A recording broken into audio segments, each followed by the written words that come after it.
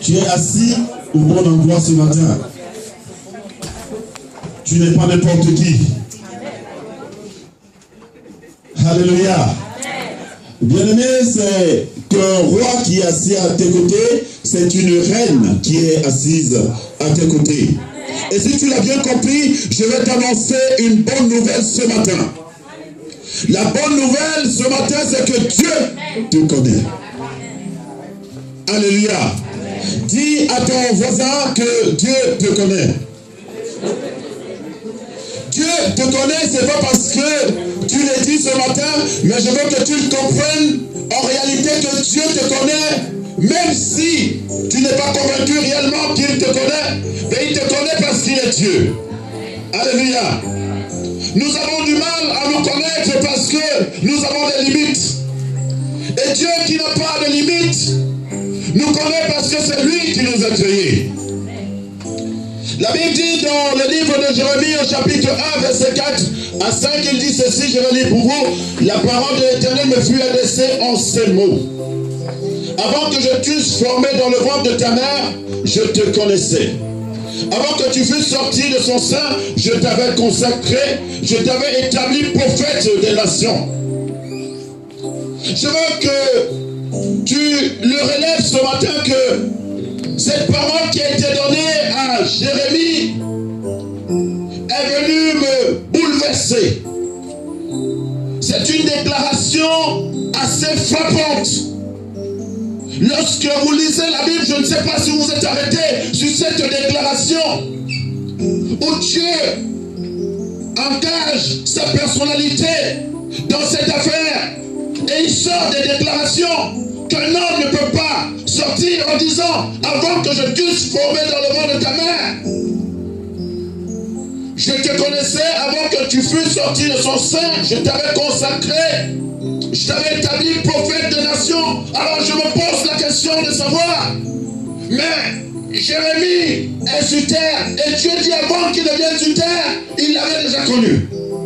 Alors c'est une déclaration, bien-aimé, qui me frappe, qui dépasse mon entendement. Humainement, je me pose des questions. Mais puisque c'est Dieu qui l'a dit ainsi, je ne peux que l'accepter avec foi, parce que c'est la vérité. Je veux que tu saches une chose ce matin. Avant que tu viennes au monde, Dieu te connaît. Tu n'avais pas de forme. Dieu t'a donné une forme. Le livre de la Genèse nous fait cette déclaration, nous apporte des précisions sur la création. La Bible déclare que Dieu a créé l'homme de la poussière de la terre. Et ensuite, il a soufflé sur ses narines un souffle de vie. Et l'homme est devenu une âme vivante. Alléluia. En d'autres termes, si vous voulez, Dieu a mis une partie de lui en l'homme. Dieu a mis sa semence en l'homme. Et l'homme est devenu une âme vivante. Alléluia. Donc en réalité, si je comprends très bien, bien-aimé ce matin, si Dieu te retire le souffle de vie, si Dieu te retire la semence qu'il a mis en toi, tu ne seras rien. Tu retourneras à la poussière là où tu as été retiré. Alléluia. Et c'est une déclaration, bien-aimée, qui m'a mené à beaucoup réfléchir. Et Dieu avait consacré Jérémie, c'est-à-dire l'avait déjà mis à part. Dieu l'avait mis à part, consacré, se mettre à part quelqu'un pour un but. C'est pour lui que Dieu a mis Jérémie à part, pour lui, pas pour une autre personne, pour lui. Je t'avais établi prophète des nations, c'est-à-dire être mon messager. Bien-aimé, lorsque Dieu t'appelle, il t'établit pour un but. Si tu es en Jésus-Christ, veuillez m'excuser s'il vous plaît. Dieu a appelé tout le monde. La Bible déclare que quand Dieu a tant aimé le monde, qu'il a donné son Fils même les musulmans, n'importe qui pour lui ne périsse point, mais qu'il ait la vie éternelle. Alléluia. Je veux que tu les relèves ce matin.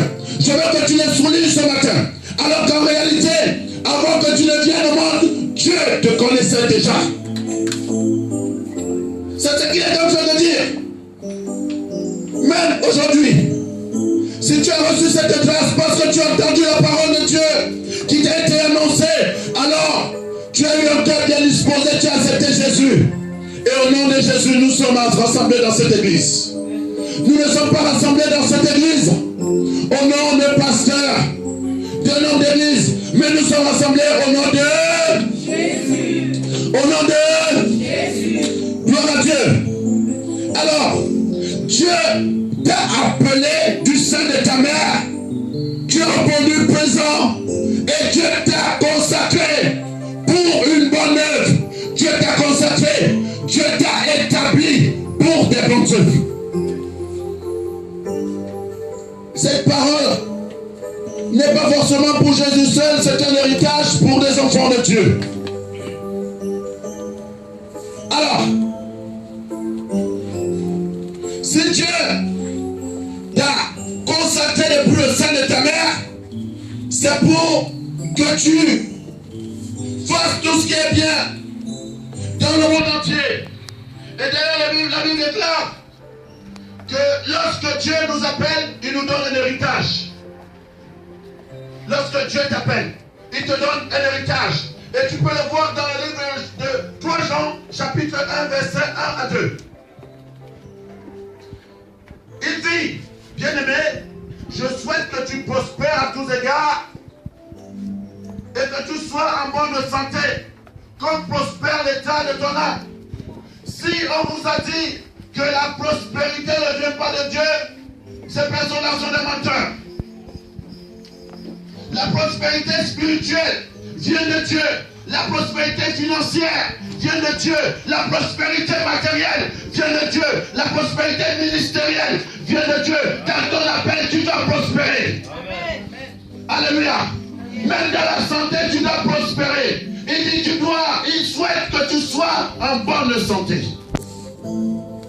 Tel est l'héritage des enfants de Dieu. Est-ce que tu connais ton héritage? Si tu es malade, je vais te dire que ça ne vient pas de Dieu. Parce que ce n'est pas ton héritage, la maladie, mais c'est la santé qui est ton héritage. La Bible dit ici très bien, je souhaite que tu prospères à tous égards et que tu sois en bonne santé comme l'état de ton âme. C'est tout à fait normal, à un moment donné, il y a certaines personnes qui sont malades parce que vous habitez encore un corps. Je vais utiliser mes propres mots. Nous sommes des esprits qui avons une âme et nous habitons un corps. Et le plus souvent, lorsque nous sommes exposés aux calamités, à certaines réalités de la vie, vous voyez de la poussière, il y a des microbes, c'est tout à fait normal que vous soyez malade, mais Dieu ne veut pas que vous soyez malade.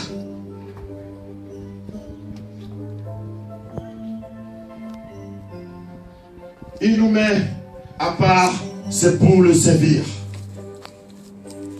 Comme d'ailleurs, il a mis à part Jérémie pour accomplir les bonnes œuvres. Éphésiens chapitre 2 verset 10, il dit, car nous sommes son ouvrage ayant été créés en Jésus pour de bonnes œuvres que Dieu avait préparées d'avance afin que nous les pratiquions. Mesdames et messieurs, je veux qu'on essaie de réfléchir là-dessus. Il dit, nous sommes son ouvrage. Donc en réalité, si tu dis que tu n'as pas Dieu, tu ne connais pas Dieu, cela ne changera en rien du fait que tu sois l'ouvrage de Dieu.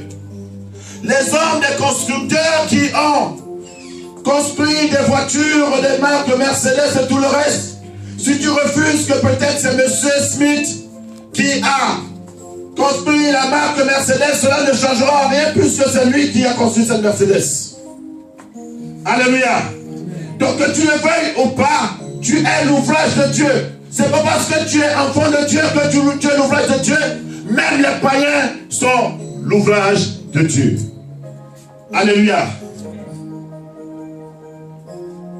Et tous nous avons été créés pour de bonnes œuvres. Mais c'est dommage.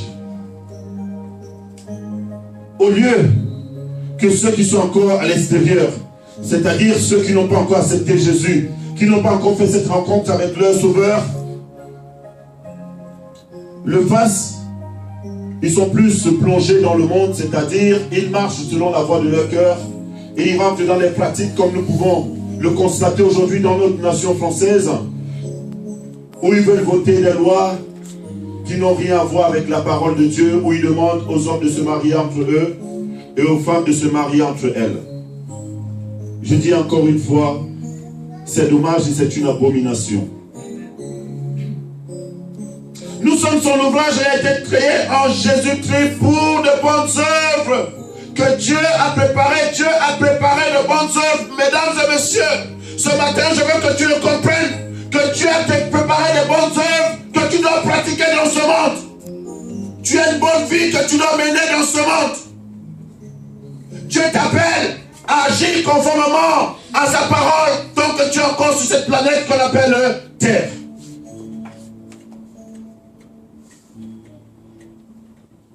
Voici, le peuple d'Israël était en captivité à Babylone dans la souffrance. Dieu va susciter Jérémie pour le consoler et le rappeler l'alliance qu'il avait établie avec son serviteur. Et tu peux le voir avec moi dans le livre de Jérémie 29, à partir du verset 11 à 12.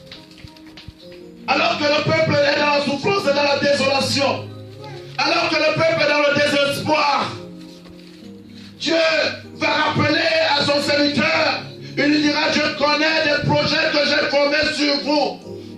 Je connais les projets que j'ai formés sur vous, dit l'Éternel, projet de paix et non de malheur, afin de vous donner un avenir et de l'espérance. Remarquez très bien qu'il ne dit pas, afin de vous donner l'espoir.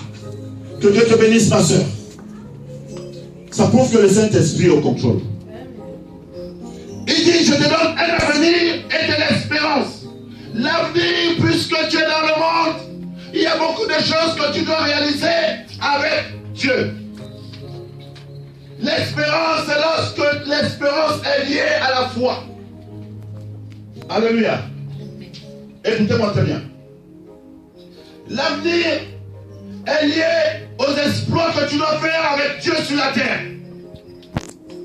L'espérance est liée à la foi que tu dois manifester en Jésus. Merci. Afin que tu termines ton éternité auprès de Dieu. Alléluia. Et c'est par la foi que nous vivons dans l'espérance. C'est pas dans l'espoir, parce que l'espoir, bien aimé, lorsque tu vis dans l'espoir, à un moment donné, tu peux être désespéré. Alléluia. Et tu restes dans le désespoir, cela ne t'amènera nulle part. C'est bien de vivre dans l'espérance, par la foi, parce que tu sais que même si tu pleures, tu termineras ta vie auprès de Dieu. Cette parole est le plus souvent difficile pour certaines personnes qui diront, j'ai tout entendu, j'ai été dans des églises, on me dit Jésus qui revient bientôt, et cette parole ne peut plus m'influencer, cette parole ne peut plus apporter un changement dans ma vie, cette parole est la même. Oui, je suis d'accord avec toi, je vais te dire ce matin que la parole de Dieu ne change pas, parce que Dieu veille sur sa parole, c'est pour l'accomplir. Et d'ailleurs, Satan s'est appuyé sur la parole de Dieu pour rappeler à Jésus cette même parole. Il n'a pas pris une autre parole, il a pris la même parole. Alors si tu me dis ce matin que tu es fatigué d'entendre la même parole, je te dis, Jésus ne change pas. Va chercher notre parole si tu veux. Cette parole, je l'ai trouvée, je vais la laisser et je serai toujours avec elle. Alléluia. Alors si Dieu dit qu'il connaît les projets qu'il a formés sur vous, des projets de paix et non de malheur, afin de vous donner un avenir et de l'espérance, tu dois bénir ton Dieu. Tu dois bénir ton Dieu Et dis chaque jour, lorsque tu vas te réveiller, tu diras dans ta prière, Seigneur, je sais que tu as un avenir pour moi.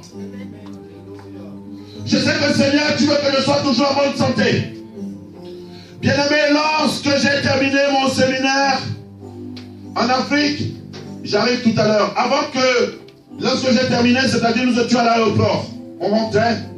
Et j'ai fait remarquer à la sœur Aline et son mari, mon épouse était là, mes parents étaient là, il y avait beaucoup de monde, des gens qui sont venus nous accompagner. À l'aéroport, j'ai mon pied gauche, ma patte que je traînais. Pourquoi? Parce que Dieu s'est manifesté dans une autre dimension. Dans ce séminaire, j'étais en pleine activité parce que la gloire de Dieu était descendue. Les serpents sortaient des maisons. Ils sont là. Hein? Les serpents sortaient, on venait me voir, mais les serpents, les bois, ça sort des maisons. Quelques minutes plus tard, c'était quoi encore? Un animal qui est sorti dans la ville, en pleine ville, mais en fait, il n'y a pas de brousse.